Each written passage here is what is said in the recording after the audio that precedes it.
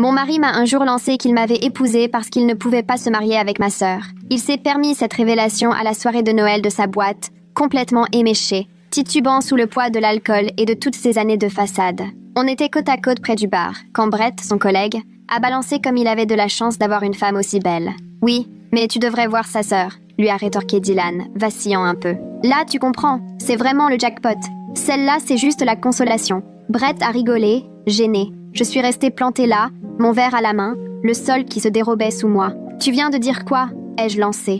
Dylan s'est tourné vers moi, l'air de se rappeler soudain ma présence. « Rien, ma chérie. C'est des blagues de type. » Mais Brett s'était déjà éclipsé, prétextant retrouver sa femme. « Tu as dit que j'étais une consolation. Mais tu dramatises tout. Tu as dit que tu aurais préféré Luna. » Il a esquissé un geste d'épaule, l'air de s'en laver les mains. « On n'épouse pas la sœur de sa femme. C'est pas comme ça que ça marche. Donc, je suis passée par défaut ? Bah, il fallait bien que quelqu'un t'épouse avant elle. » Il l'a dit comme si c'était la chose la plus évidente du monde, presque administratif. 8 ans de mariage, et il m'annonçait tranquillement que je n'étais qu'un tremplin vers la petite sœur. « On s'en va », ai-je décidé, sèche. Mais la fête ne fait que commencer. On s'en va, maintenant. Dans la voiture, il a tenté de calmer le jeu. C'est pas ce que j'ai voulu dire. Qu'est-ce que tu voulais dire alors ? Luna est magnifique. Tout le monde le sait. Toi aussi. Mais c'est toi que j'ai choisi. Parce que tu ne pouvais pas avoir Luna. C'est pas ça. Écoute, cet été où je vous ai rencontrés chez tes parents, Luna avait 18 ans. Toi 23. Ça coulait de source. Qu'est-ce qui coulait de source ?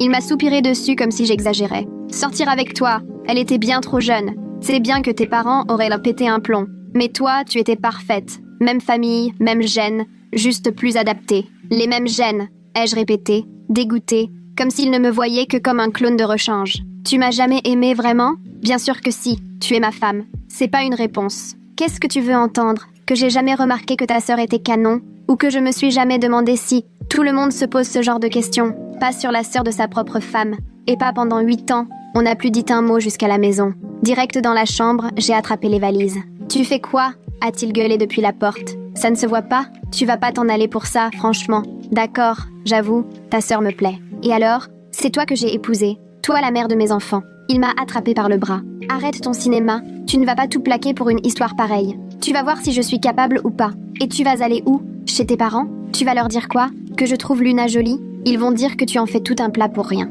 Je leur dirai la vérité. Que tu m'as prise parce que tu ne pouvais pas avoir Luna. J'étais bourrée. Les paroles d'ivresse sortent du fond du cœur.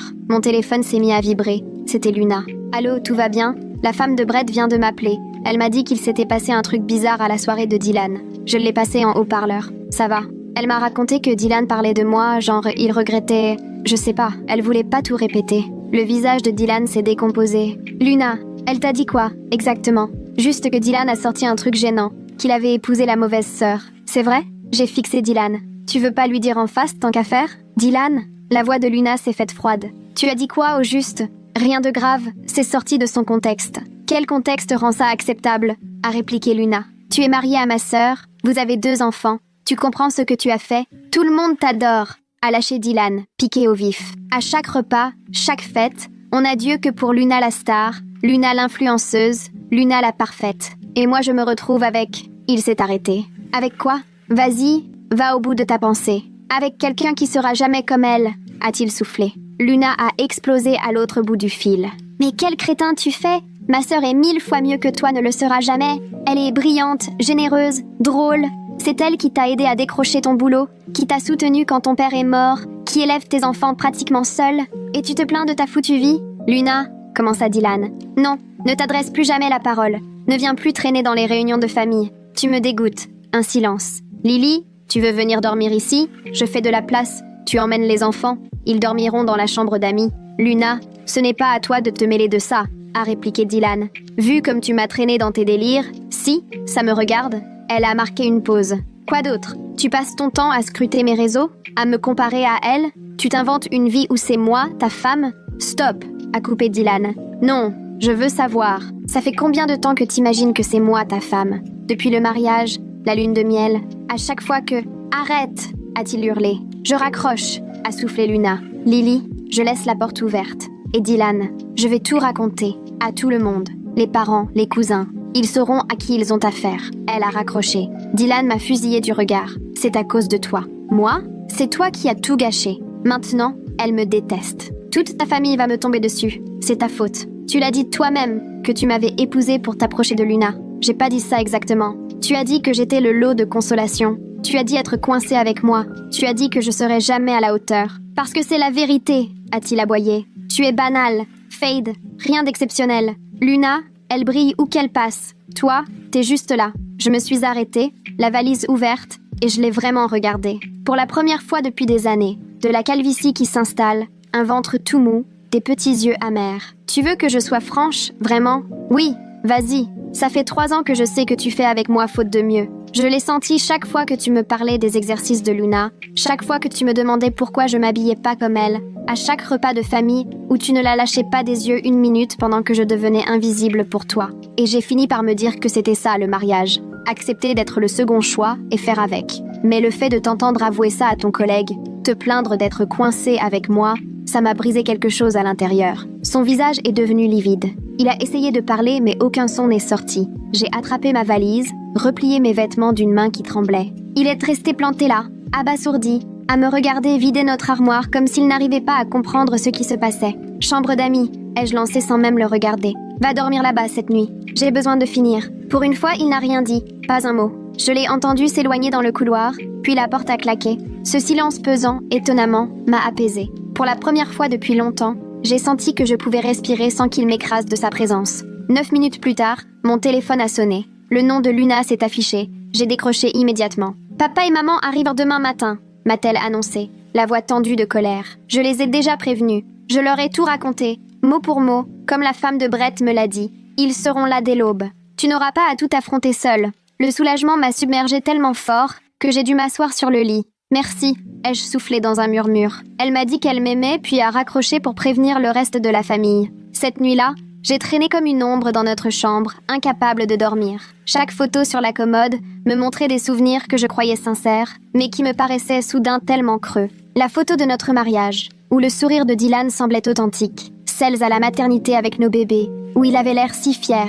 Celles de vacances, où on paraissait heureux. J'ai laissé tout ça derrière moi, parce qu'elles appartenaient à une version de ma vie qui ignorait encore la vérité. J'ai pris le strict nécessaire. Les vêtements des enfants, leurs jouets préférés, un peu d'affaires d'école, mon ordinateur portable, les papiers importants du tiroir du bureau, et c'est tout. J'ai laissé derrière moi 8 ans de vie avec quelqu'un qui espérait, au fond, que je sois une autre. Les enfants se sont réveillés vers 7 heures, réclamant le petit déjeuner. J'ai préparé des crêpes et, d'une voix aussi calme que possible, je leur ai expliqué qu'on partait passer quelques jours chez Tante Luna. Ma fille a demandé si ce serait comme une soirée pyjama et j'ai répondu « Oui, exactement comme ça ». Mon fils voulait savoir pourquoi et j'ai repris la fameuse phrase qu'on entend tant chez les parents divorcés. Papa et maman ont besoin d'un peu de temps pour réfléchir. Il a demandé si on s'était disputé et j'ai simplement répondu « Parfois, les adultes ont besoin d'être seuls pour penser ». Ce n'était pas complètement faux, mais loin d'être toute la vérité. Ils l'ont accepté à leur manière, comme savent si bien le faire les enfants, en passant déjà à la prochaine question, s'ils pouvaient apprendre leur tablette. Dylan, lui, est sorti de la chambre d'amis, l'air défait, les cheveux en bataille d'un côté, les yeux rougis. Il a tenté d'embrasser les enfants pour dire au revoir, comme si c'était un matin ordinaire, mais notre fils s'est dérobé. « Pourquoi papa a l'air triste ?» m'a-t-il demandé, et j'ai dû ravaler toute ma rage pour garder une voix posée. « Papa est juste fatigué », ai-je dit. « Va lui dire au revoir, qu'on puisse partir. » Ma fille l'a pris dans ses bras, mais mon fils s'est contenté de lui faire un petit signe de la main depuis la cuisine. Le visage de Dylan s'est effondré, mais je n'arrivais plus à m'apitoyer sur son sort. C'est lui qui avait tout provoqué. C'est lui qui avait prononcé ces mots devant tout le monde. Chez Luna, j'ai retrouvé un semblant de refuge. Elle avait tout prévu dans la chambre d'amis. Des matelas pour les enfants, leurs biscuits préférés prêts sur la commode. Elle m'a serré dans ses bras dès l'entrée et là, j'ai enfin craqué. 8 années à faire semblant que tout allait bien se sont effondrées d'un coup. Les enfants ont filé explorer la pièce pendant que je sanglotais dans les bras de ma sœur, qui m'a tenu fort, en silence, dans son couloir. Mes parents sont arrivés pile à midi, comme promis. Mon père avait le visage fermé, la colère dans les joues, et ma mère pleurait déjà quand j'ai ouvert la porte. Ils ont tout voulu savoir dans les moindres détails, ce que Dylan avait dit à cette soirée. Répéter ses paroles, installé sur le canapé de Luna, les rendait encore plus insupportables. Le prix de consolation, le coincer avec toi, les remarques humiliantes, son aveu que je ne serais jamais assez bien. Ma mère sanglotait de plus belle à chaque mot. La mâchoire de mon père se crispait. Quand j'ai fini, il a sorti son téléphone. « Je l'appelle immédiatement », a-t-il annoncé, froid, implacable. bien plus inquiétant que s'il avait explosé. Il l'a mis sur haut-parleur, histoire que tout le monde entende. Dylan a décroché à la deuxième sonnerie, la voix pleine de nervosité. Mon père n'a pas pris de pincettes. Tu n'es plus le bienvenu à aucune réunion de famille. Noël, anniversaire, tout, c'est fini. Désormais, tu passes par les avocats. Tu contactes ma fille uniquement pour les enfants. Tu ne remets plus jamais les pieds en famille. Tu as pris ta décision cette nuit-là, maintenant tu assumes les conséquences. Dylan a voulu répondre, mais mon père a raccroché sans autre forme de procès. Ma mère a serré ma main dans la sienne, et Luna, à côté de moi, lançait des regards protecteurs à la ronde. Avant même que mon père ait posé son téléphone, le mien s'est mis à vibrer. Dylan harcelait déjà, appelant en boucle. J'ai laissé sonner 3 fois, puis les messages sont arrivés à la chaîne. Ton père me menace. Tout ça n'a aucun sens. Il faut que tu lui dises d'arrêter. Je suis toujours ton mari. On peut trouver une solution si tu arrêtes d'en faire tout un drame. À chaque message, il rejetait la faute sur moi, comme si son dérapage à la fête était devenu mon problème, juste parce que ça m'avait blessée. J'ai tout capturé et envoyé à Luna sans un mot. En les lisant, elle a durci le ton. Il creuse sa propre tombe, a-t-elle lancé. Ma mère m'a conseillé d'éteindre mon portable pour la nuit. Mais moi, je voulais voir jusqu'où il irait. Les messages ont continué 20 minutes, de plus en plus agressifs, alors que je ne répondais toujours pas. Tu montes tout le monde contre moi. De toute façon, ta famille t'a toujours préféré. Et Luna doit être ravie d'avoir enfin de la matière pour alimenter ses réseaux. Cette dernière pique a fait éclater Luna de rire. Il s'imagine vraiment que je vais publier sa crise de la quarantaine sur Instagram, a-t-elle lâché dans la pièce. Vers 19h, la sonnette a retenti et Luna est allée ouvrir. Marissa était là, 2 bouteilles de vin et un sac de chinois à la main, l'air soucieux. J'ai appris la nouvelle par Sarah, dont le mari travaille avec Dylan, a-t-elle expliqué en entrant. Je me suis dit que tu aurais besoin de compagnie et d'un vrai repas. Elle m'a serré dans ses bras et je me suis rendu compte que je n'avais rien mangé depuis le matin. Luna a sorti des assiettes, Marissa a servi le vin puis a commencé à raconter les derniers potins du quartier. Visiblement, la moitié de la rue était déjà au courant de ce qui s'était passé à la fête, après que la femme de Brett ait beaucoup alimenté la rumeur. Elle en a parlé à au moins 5 personnes au cours de son cours de yoga ce matin, a précisé Marissa. Tout le monde commente le moment où Dylan t'a traité de l'eau de consolation devant ses collègues. Marissa avait l'air scandalisée pour moi. La femme de Brett a même confié qu'elle ne s'était jamais sentie aussi mal à l'aise lors d'un événement professionnel. Et pourtant, c'est une habituée du barreau. Entre-temps, mes parents étaient repartis, mais Luna, elle, est restée à table avec nous, picorant du riz sauté et jetant de temps en temps un coup d'œil à son téléphone. Dylan a tenté de la joindre 2 fois, mais elle a rejeté ses appels sans broncher. Les enfants sont sortis de la chambre d'amis pour réclamer à manger, et j'ai réalisé que dans le tumulte, je ne les avais même pas vraiment nourris. Luna leur a préparé des nuggets de poulet pendant que je les installais à la table de sa cuisine. Ma fille a demandé quand nous allions rentrer à la maison et j'ai compris que je ne pouvais plus faire semblant, qu'on n'était là que temporairement. Luna s'est installée à côté de moi pour m'aider à expliquer les choses simplement. Parfois, les adultes se rendent compte qu'ils ont besoin de vivre dans des maisons différentes pendant un moment, leur ai-je dit prudemment. Ça ne veut pas dire que quelqu'un a mal agi. Vous allez rester ici avec moi et maman pendant un petit moment, a ajouté Luna, et vous verrez toujours papa, mais à d'autres moments. Mon fils a demandé si c'était à cause de la tristesse de papa ce matin-là, et j'ai essayé d'expliquer que c'était une histoire d'adulte, que cela ne les concernait pas. Luna s'en était nettement mieux sortie que moi.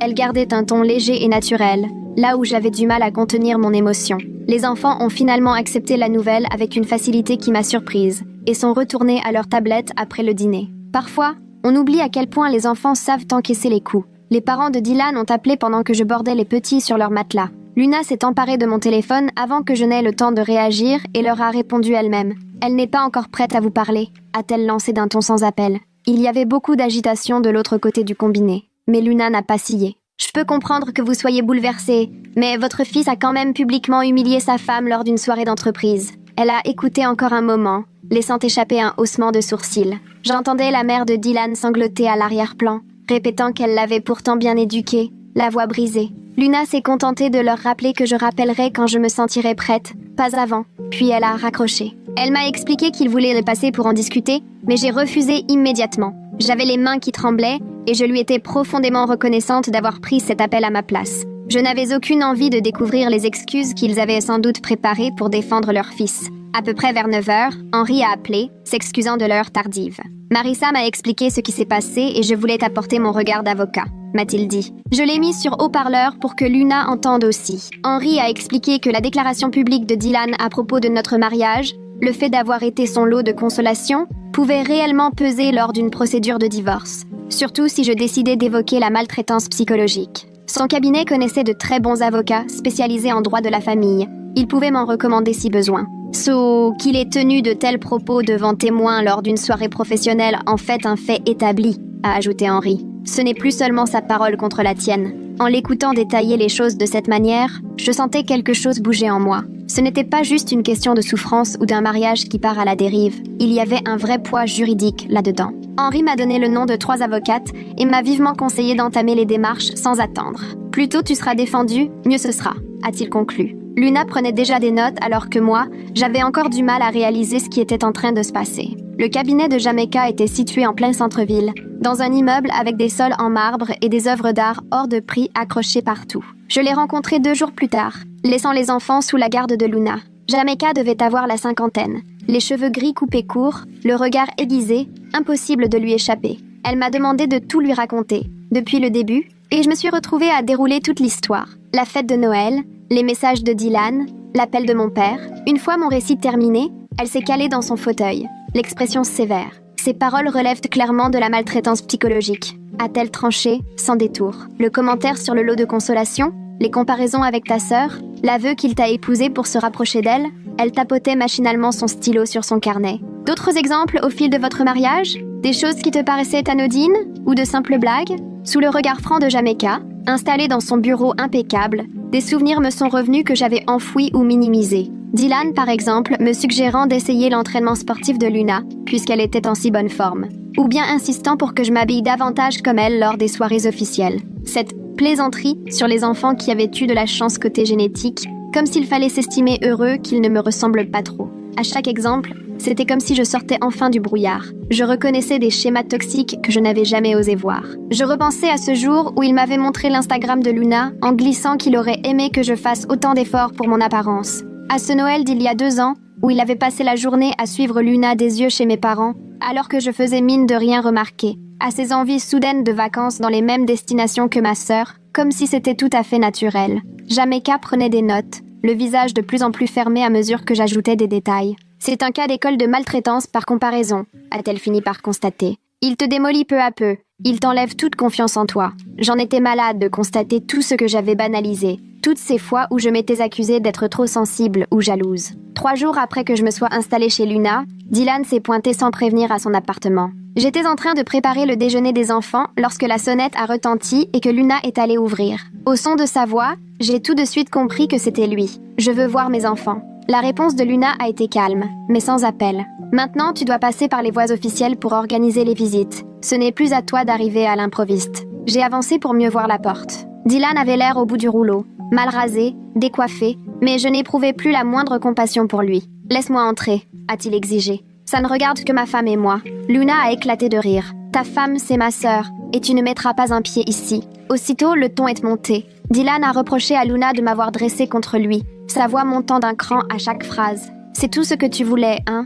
a-t-il lancé. « Tu as toujours été jalouse qu'elle m'ait choisi, elle, et pas toi. » Luna a ri, franchement, presque cruellement. « Tu t'es débrouillé tout seul, dès ce fameux Noël, pour qu'elle se détourne de toi. J'ai même pas eu besoin d'intervenir. » Les bras croisés, elle lui barrait la route sans bouger. « T'es capable de t'en prendre à tes collègues pour la rabaisser? Tu lui as dit qu'elle ne serait jamais rien à tes yeux. Ça, c'est ton œuvre, pas la mienne. » Dylan a tenté de forcer le passage, mais Luna n'a pas lâché un centimètre. Les enfants sont arrivés derrière moi, inquiets, et je les ai renvoyés dans la chambre d'amis. « Allez regarder un dessin animé », je leur ai dit. Papa s'en va. Ce soir-là, après le départ de Dylan, Ézéchiel m'a appelé directement. Il avait ce ton mielleux qu'adoptent ceux qui cherchent à désamorcer les conflits. « Tu sais comment sont les garçons », a-t-il commencé. Dylan avait trop bu, il a dit des choses qui dépassaient sa pensée. Une colère glaciale a soudain pris le dessus sur la torpeur que je traînais. Dylan était suffisamment lucide pour me considérer, pendant 8 ans, comme son plan B, ai-je répondu. Assez lucide pour échafauder toute une stratégie parce que Luna était trop jeune pour lui.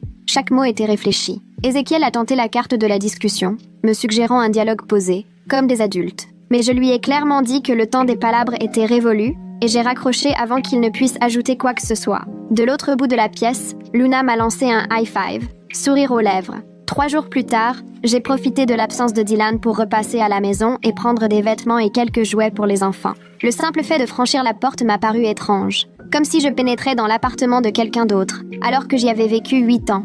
Il y avait encore toutes nos photos de famille au mur. Le canapé choisi ensemble trônait toujours au salon, mais tout me semblait figé, artificiel, comme un décor de théâtre d'une vie passée. J'ai traversé chaque pièce, rassemblant ce dont les enfants auraient besoin, ouvrant placards et tiroirs que j'avais, moi, autrefois rangés, effleurant les meubles pour lesquels on avait mis de côté. Dans la cuisine, la cafetière de Dylan, sa tasse préférée encore sur l'égouttoir. J'ai attrapé les manteaux des enfants à l'entrée, ramassé leurs doudous sur leur lit. Dans la chambre de ma fille, des dessins étaient accrochés partout. Et dans celle de mon fils, ces petites voitures parfaitement alignées sur l'étagère. J'ai pris des photos des chambres avec mon téléphone, espérant recréer, chez Luna, un petit cocon rassurant. Arrivé dans ma chambre, en récupérant mes affaires, j'ai vu que le tiroir de chevet de Dylan était entrouvert. Je savais que je ferais mieux de ne pas regarder, mais je l'ai ouvert quand même. J'y ai trouvé son vieux carnet en cuir, celui de son époque étudiante, que je croyais oublié depuis longtemps. La première page sur laquelle je suis tombée remonte à 3 mois après le début de notre histoire. Il racontait un barbecue chez mes parents,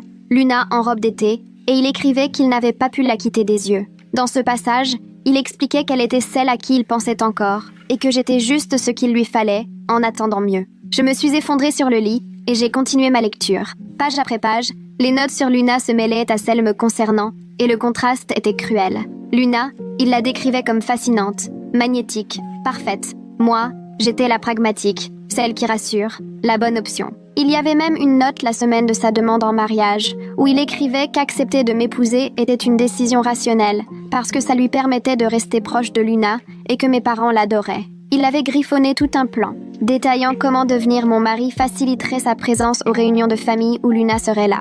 J'ai pris en photo chaque page, les mains si tremblantes qu'il m'a fallu m'y reprendre à plusieurs fois. Ce n'était pas quelques paroles lancées sous l'effet de l'alcool à un Noël trop arrosé, c'était 8 ans d'arrangements froidement prémédités, noir sur blanc, de sa propre main. J'ai remis le carnet à sa place, fermé mes sacs et quitté la maison en vitesse, pressé d'en finir avec ce lieu. Le dîner du dimanche chez mes parents avait tout d'un conseil de guerre. Luna était venue en renfort, mes parents avaient dressé la table avec abondance, comme pour se préparer à une soirée longue et animée. Mon père n'a même pas attendu que je m'installe pour lancer le débat sur tout ce qu'il voulait exiger de Dylan au moment du divorce. Ma mère était sur la même ligne, affirmant que je méritais chaque centime après ce que j'avais enduré. J'essayais d'expliquer que je voulais simplement tourner la page et un accord pour la garde.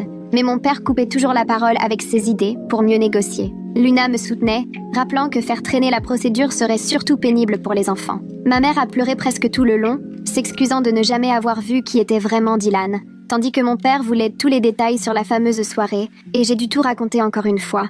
À l'heure du dessert, j'étais lessivée à force de tout ressasser. Mes parents étaient bien intentionnés, mais leur colère prenait toute la place, alors que moi, je voulais juste avancer sans bruit. Ce soir-là, de retour chez Luna, mon téléphone s'est mis à sonner. Numéro inconnu. J'ai décroché tout de suite, et j'ai reconnu la voix de Dylan. Il appelait d'autres numéros parce que j'avais bloqué le sien. Son message vocal était plein de regrets. Il voulait absolument me parler. 1 heure après, autre appel, autre numéro, et cette fois son message était empli de colère, m'accusant d'avoir monté tout le monde contre lui. Puis encore un appel, toujours un nouveau numéro, et il est reparti dans les excuses. Jamaica m'a conseillé de sauvegarder chaque message vocal et chaque SMS pour constituer un dossier. Elle m'a expliqué qu'au tribunal, le harcèlement serait pris dans son ensemble, particulièrement à cause de l'alternance constante entre excuses et agressivité. J'ai donc ouvert un dossier spécial sur mon téléphone rien que pour les messages de Dylan, qui ne tarda pas à se remplir. Marissa est passée chez Luna avec un café et les derniers potins du quartier. Apparemment, la femme de Brett lui avait raconté que plusieurs collègues de Dylan s'étaient plaints auprès des RH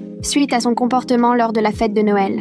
Visiblement, au bureau, tout le monde savait déjà que Dylan parlait de Luna d'une manière qui mettait mal à l'aise. Brett, lui, avait même été convoqué par les RH pour témoigner, tandis que d'autres employés y allaient chacun de leur anecdote. Une femme a dit que Dylan lui avait montré des photos de Luna sur les réseaux sociaux accompagnées de blagues de mauvais goût, et une autre a expliqué qu'il n'arrêtait pas de comparer sa femme à sa belle-sœur, toujours à l'avantage de cette dernière, pendant des événements pro. Marissa m'a raconté qu'au bureau, on ne parlait plus que de ça, et que le patron de Dylan était hors de lui. J'en avais la nausée de réaliser que son obsession pour Luna sautait aux yeux de toutes les personnes autour de lui, alors que, de mon côté, je pensais que notre couple n'avait rien d'anormal. Les enfants avaient besoin d'aide pour traverser tout ça, alors je les ai inscrits, du moins pour un temps, au suivi proposé par la psychologue de l'école. La conseillère était douce et habituée à accompagner des enfants de parents séparés. À la fin de leur toute première séance, elle m'a rassurée sur leur état, même si mon fils revenait sans cesse avec la même question. Est-ce que papa avait arrêté d'aimer maman ? Ça m'a brisé le cœur,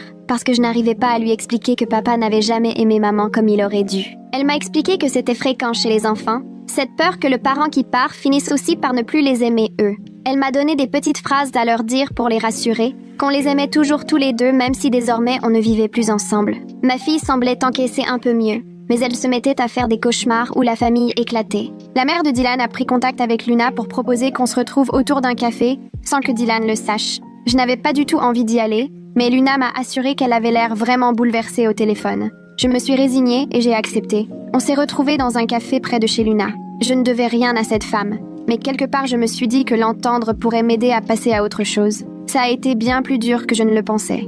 Elle pleurait déjà à mon arrivée, avec les yeux rouges et gonflés comme si elle n'avait pas cessé de pleurer depuis des jours. Même avant de commander, elle s'excusait déjà en larmes. Elle m'a confié qu'elle se doutait depuis longtemps que Dylan avait un rapport malsain avec Luna, mais s'était convaincue que le mariage et les enfants arrangeraient les choses. J'ai commandé 2 cafés le temps qu'elle retrouve un peu de contenance. Elle m'a raconté les petits détails qu'elle avait repérés au fil du temps. La façon dont Dylan regardait Luna lors des réunions de famille, ou sa manie de toujours vouloir s'asseoir à côté d'elle pendant les repas. Une seule fois, elle en avait parlé à Ézéchiel, qui lui avait répondu qu'elle se faisait des idées. Je l'ai écoutée se confondre en excuses, étrangement déconnectée de toute la scène. Puis, elle m'a lâché quelque chose qui m'a achevée. Selon elle, Ézéchiel avait poussé Dylan à m'épouser rapidement, pensant que j'étais la personne stable qui saurait le cadrer. Elle m'a rapporté qu'il disait de moi que j'étais la femme qu'il fallait pour le mariage, celle qui remettrait Dylan dans le droit chemin. Elle s'en voulait de ne pas avoir réagi quand elle avait surpris Dylan à fixer Luna, le soir même de mon mariage, et de n'avoir rien dit non plus en l'entendant parler d'elle avec son frère.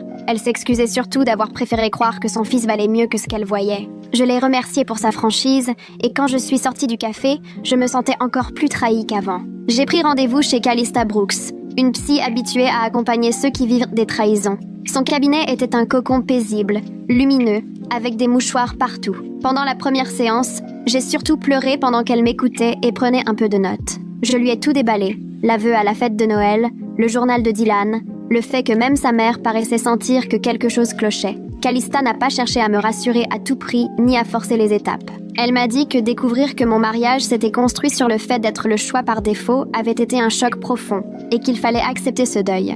Elle m'a expliqué que ce n'était pas seulement la fin de mon mariage que je pleurais, mais aussi toutes les illusions que j'avais entretenues pendant ces 8 années. J'étais vidée après la séance, mais j'avais le sentiment d'être enfin comprise, ce qui ne m'était pas arrivé depuis le début de cette histoire. Calista m'a conseillé de commencer un journal pour y écrire ce que je ressentais, et nous avons fixé des rendez-vous hebdomadaires. 2 semaines après le début de la thérapie, j'ai reçu un mail de Jamaica avec en pièce jointe une contre-pétition. Dylan venait de déposer sa propre demande de divorce. Il affirmait qu'on avait des problèmes insurmontables et réclamait la garde partagée des enfants. Je suis restée là, à la table de la cuisine chez Luna, à contempler le document tandis qu'elle préparait du café. 1 heure après, Jamaica m'a appelé pour me rassurer. C'est classique. Presque tous les divorces font qu'on a des papiers des 2 côtés. Mais il était important que je réponde point par point pour dénoncer le schéma de Dylan, qui consistait à me rabaisser, à me comparer à Luna, etc.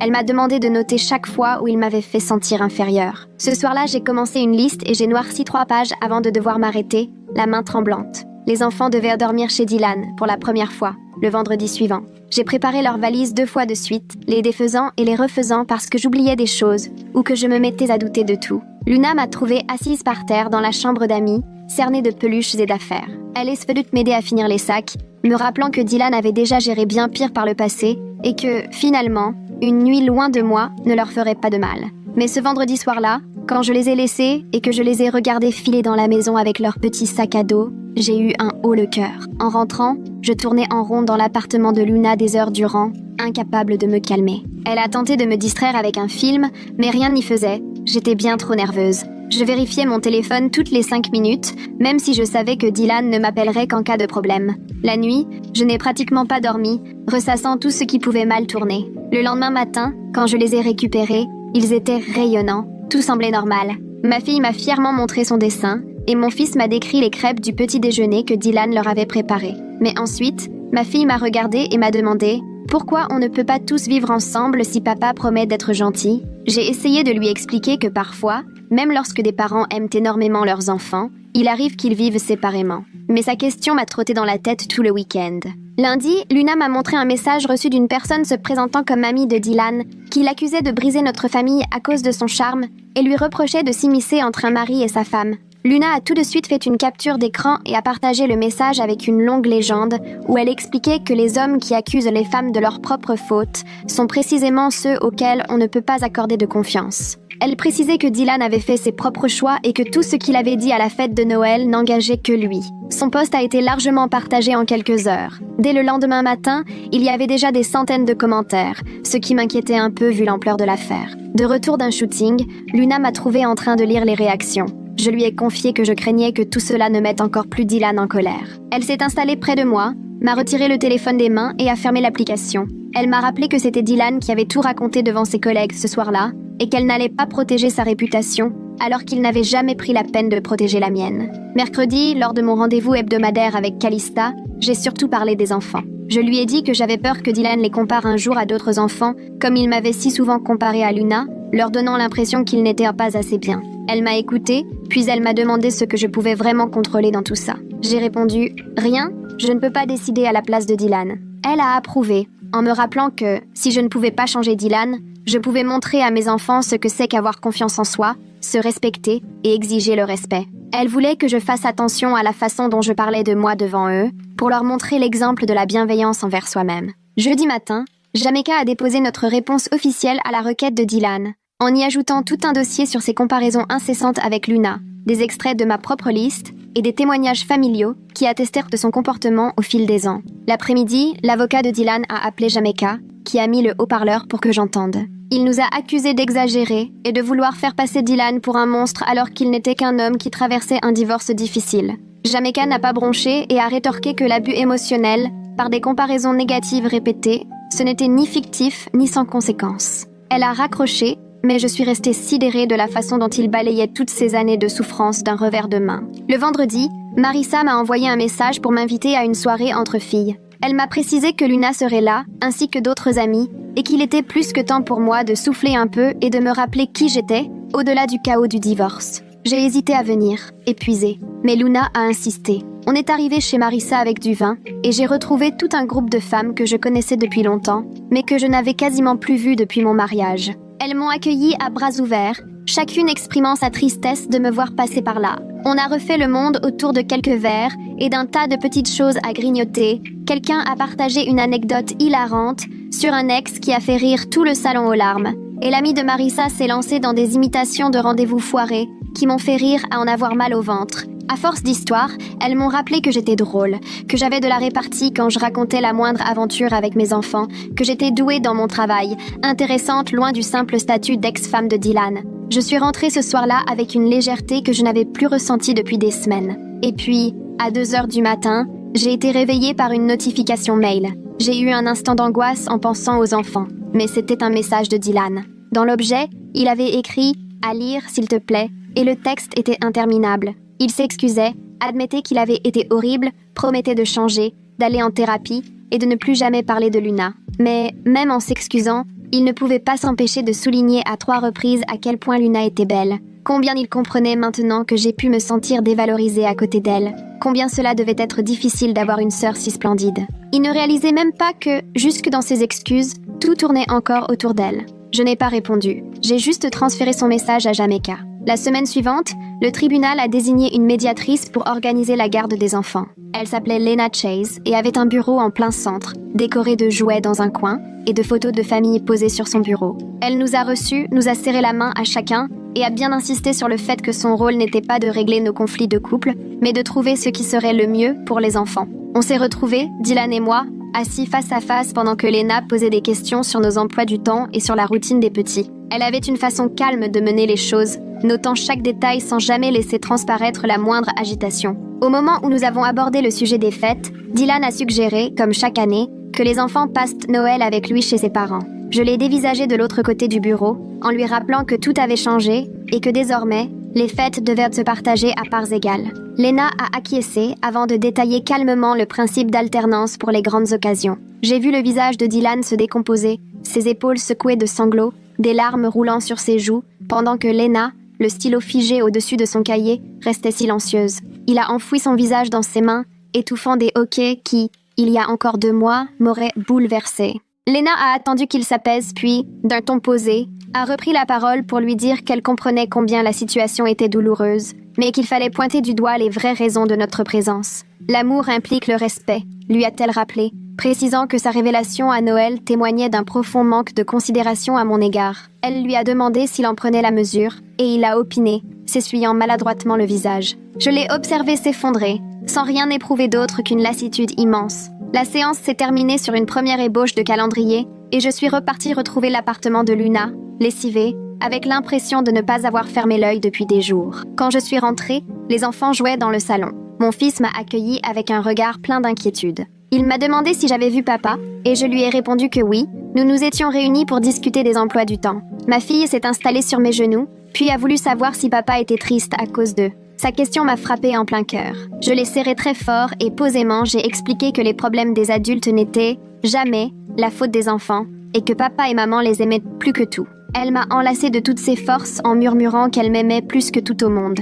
Alors j'ai filé discrètement pleurer dans la salle de bain, jetant l'eau pour masquer mes sanglots. Quelques minutes plus tard, Luna est venue frapper doucement à la porte pour s'assurer que tout allait bien. J'ai passé un peu d'eau froide sur mon visage avant de la retrouver, alors qu'elle préparait des croque-monsieur pour les petits. Elle m'a glissé qu'elle aurait une question à me poser plus tard, une fois les enfants couchés. Ce soir-là, après avoir installé les enfants dans la chambre d'amis, Luna a ouvert une bonne bouteille de vin et m'a parlé de cet événement pro où elle allait être mise à l'honneur pour ses réussites en marketing. Elle voulait absolument que je l'accompagne, persuadée que ça me ferait du bien de sortir et de me changer les idées, loin de tout ce qui touchait au divorce. J'ai eu envie de décliner, à la seule idée d'une soirée mondaine, mais son regard parlait pour elle. Elle tenait sincèrement à ce que je sois là. J'ai finalement accepté, elle m'a serré dans ses bras, et s'est tout de suite emballée à propos de la tenue que je pourrais porter, impatiente de me présenter à certains de ses collègues. La réception avait lieu dans un superbe hôtel en centre-ville. La salle regorgeait de monde en habits élégants. Luna, sublime dans sa robe argentée scintillante, naviguait avec aisance de groupe en groupe.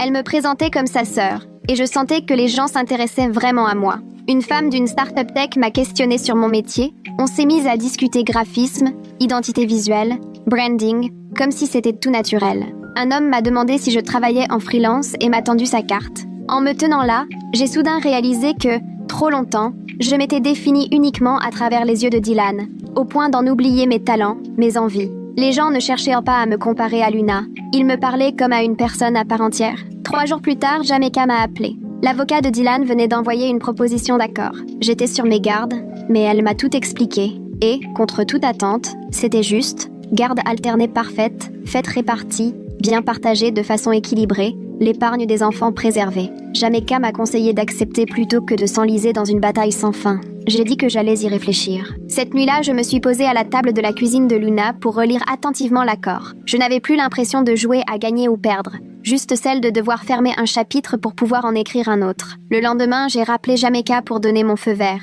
Elle a fixé un rendez-vous pour signer. J'avais la main qui tremblait au moment de prendre le stylo. Jamaica avait pris soin de placer des petits onglets là où je devais apposer ma signature. J'ai tourné chaque page avec lenteur, sentant mon écriture se déformer à mesure que mes mains refusèrent de se calmer. Une fois les documents vérifiés et les copies faites, Jamaica m'a tendu la main, me disant qu'elle admirait ma façon d'avoir traversé tout cela. En sortant de son cabinet, j'étais traversée par un sentiment étrange, à la fois vide et soulagée, comme si je venais de clore 8 années d'un seul geste. Ma séance suivante avec Calista a tourné autour de ce qu'elle appelait le deuil anticipé. Selon elle, je pleurais autant la fin de mon couple que la perte d'années construite autour de l'illusion que Dylan se faisait d'une femme qui n'était pas moi. Je lui ai avoué avoir l'impression d'avoir perdu mon temps, et elle m'a tout de suite coupé. Ces années t'ont donné tes enfants et t'ont appris ce que tu ne toléreras plus, m'a-t-elle rappelé. Ce n'est pas du temps perdu, c'est de l'expérience. Comme exercice, elle m'a proposé de dresser la liste de mes limites pour mes futures relations. Je suis ressortie de son cabinet un peu moins vide qu'en y entrant. Ce week-end-là, Marissa m'a appelé pour m'annoncer que la boîte de Dylan l'avait discrètement changé de service. Par une amie, elle avait appris qu'une enquête RH sur son comportement avait mis au jour plusieurs plaintes. Des femmes s'étaient dites mal à l'aise face à ses propos sur les femmes en général et sur Luna en particulier. J'ai remercié Marissa pour l'info, en ressentant une forme de satisfaction sourde à voir, pour une fois, des conséquences réelles à ses actes. J'ai commencé à chercher un appartement dès la semaine suivante, passant mes soirées à scruter les annonces pendant que les enfants se préparaient pour aller dormir. Luna m'a proposé un coup de main pour la caution, mais mes parents tenaient absolument à s'en charger, histoire de marquer le coup, comme un vrai nouveau départ. J'ai fini par trouver un petit logement dans un quartier tranquille, avec de bonnes écoles et un parc à 2 pas. Ce n'était pas grand, mais c'était chez moi, avec 2 chambres pour que chacun des enfants ait son espace. Le propriétaire m'a fait visiter et j'ai tout de suite visualisé notre nouvelle routine, loin des comparaisons avec Dylan. J'ai monté le dossier dans la foulée. L'accord est tombé plus vite que prévu. Et du jour au lendemain, je me suis retrouvée assignée pour mon propre appartement, le premier où j'allais vivre seule depuis la fac. Après avoir récupéré les clés, je me suis installée un moment sur le sol du salon vide, à observer les murs immaculés et la moquette toute neuve, submergée par une drôle de combinaison d'angoisse et d'excitation pure face à ce qui m'attendait. Le déménagement est arrivé 3 semaines plus tard. On a bourré le SUV de Luna de tous les cartons pendant que les enfants s'inventèrent déjà des histoires pour choisir la couleur de leur chambre. Mon fils s'est mis en tête de peindre la sienne couleur océan. Ma fille rêvait de violet avec des étoiles qui brillaient dans le noir au plafond.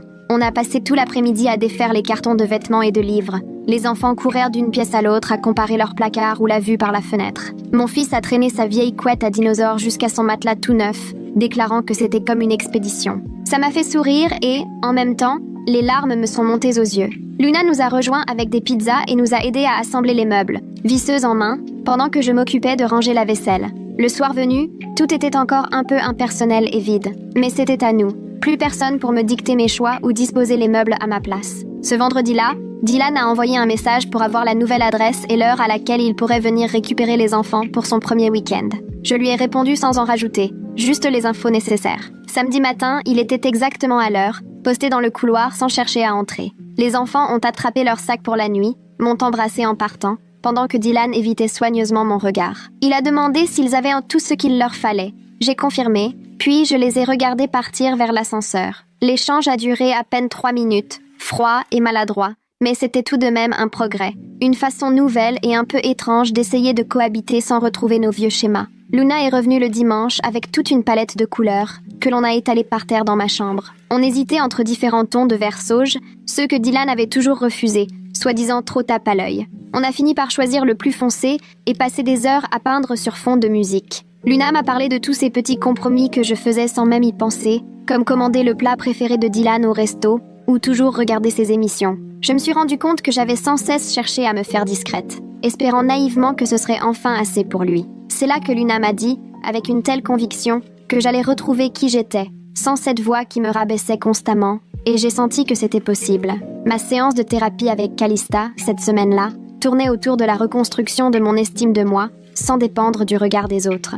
Elle m'a demandé d'écrire une 20aine de choses que j'aimais chez moi, qui n'avaient rien à voir ni avec mon physique, ni avec la comparaison avec les autres. Le soir, dans mon nouveau chez moi, je suis restée longtemps devant ma page blanche, stupéfaite par la difficulté d'y inscrire quoi que ce soit. J'ai fini par noter que je savais toujours trouver des solutions aux problèmes, rassurer mes enfants ou faire des dessins très détaillés pour mon boulot. La semaine suivante, Calista a remarqué que beaucoup de mes qualités tournaient autour des autres et m'a demandé ce que j'estimais en moi, rien que pour moi. La question m'a désarçonnée. Ça montrait tout le chemin qu'il me restait à parcourir. J'ai commencé à reprendre contact avec d'anciens amis de la fac, des personnes que j'avais perdues de vue pendant mon mariage, envoyant des messages à ceux dont je n'avais plus eu de nouvelles depuis des années. L'une d'elles m'a invitée à prendre un café. On a papoté des heures au bistrot. Elle m'a avoué qu'elle avait toujours senti que Dylan ne me considérait pas à ma juste valeur, mais n'avait jamais osé m'en parler, de peur de passer pour jalouse. Une autre amie, lors d'un déjeuner la semaine d'après, a confirmé qu'elle s'en était également rendue compte. Dylan s'intéressait à peine à mon travail, mais ouvrait grand les yeux dès qu'il s'agissait de Luna. Savoir que d'autres avaient vu ce que je refusais d'admettre m'a soulagée, même si au fond j'étais un peu honteuse de ma lenteur à ouvrir les yeux. Les enfants, eux, sont étonnamment bien adaptés à cette vie sur 2 maisons, qu'ils prennent comme une aventure de plus qu'un souci. Un matin, ma fille m'a confié qu'elle adorait avoir 2 chambres et 2 lots de jouets. Ça m'a fait rire et pleurer en même temps pendant que je lui préparais son petit déjeuner. Ils ont vite approprié leurs 2 univers, affichant dessins et peluches dans chaque pièce pour se sentir chez eux partout. Malgré mes inquiétudes sur l'impact de la séparation, ils semblaient surtout préoccupés par les horaires et l'organisation, peu enclins à se perdre en questions tristes sur leur père. Quelques semaines plus tard, lors d'un nouvel échange, Dylan a tenté de faire la conversation, lâchant un compliment rapide sur l'appartement. Je l'ai remercié brièvement, gardant la discussion sur les devoirs et les activités à venir. Je sais maintenant que je n'ai rien à lui devoir, ni chaleur, ni amitié, seulement une coparentalité qui tienne la route pour le bien des enfants. J'ai eu l'impression qu'il voulait rajouter quelque chose, mais je me suis éclipsée sous prétexte d'aller chercher les manteaux, maintenant la distance nécessaire. 6 mois après cette fameuse soirée de Noël qui avait tout bouleversé,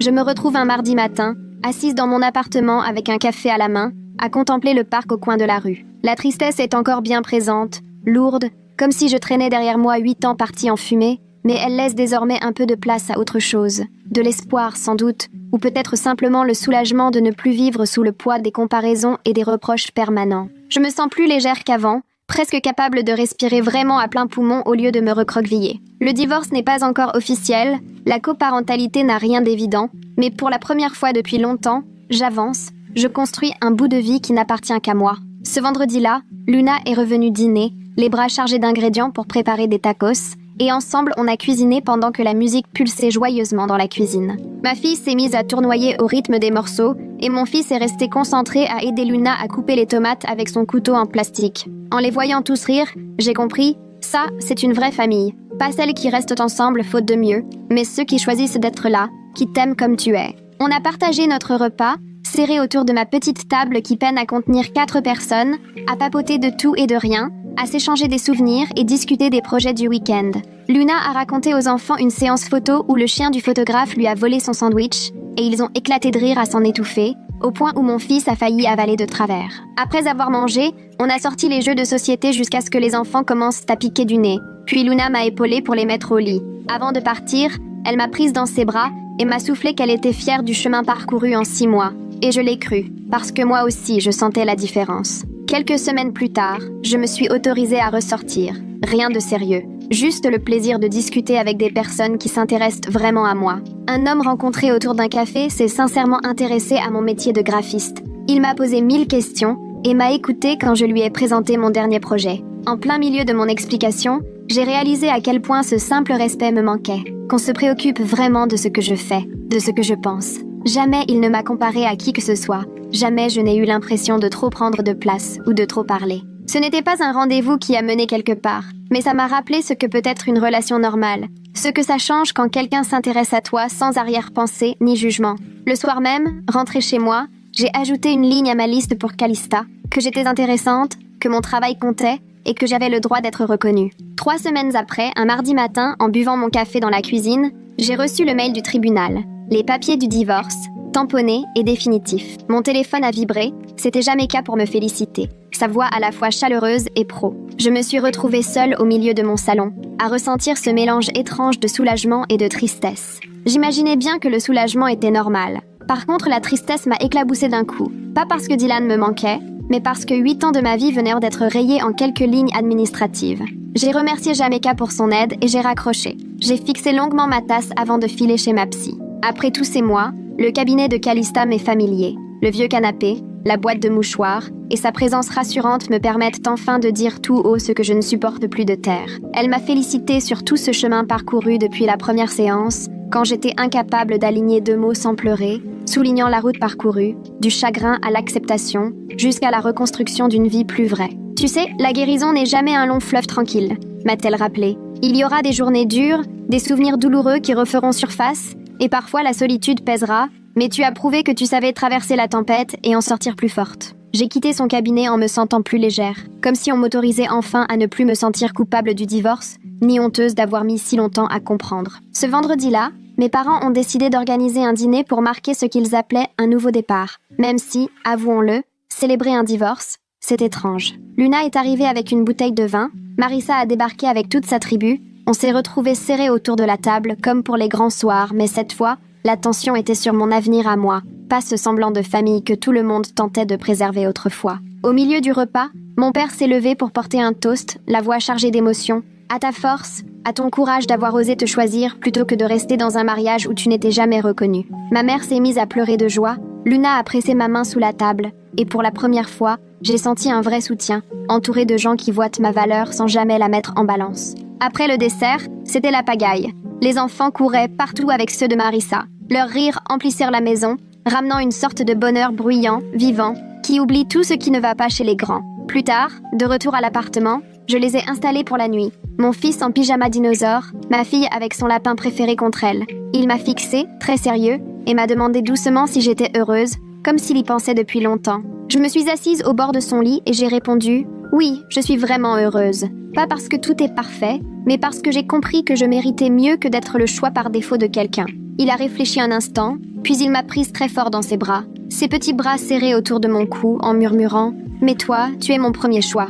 Je l'ai gardé tout contre moi, et j'ai ressenti pour la première fois une certitude tranquille, là au creux de la poitrine. Son regard à lui, c'était le seul qui comptait vraiment.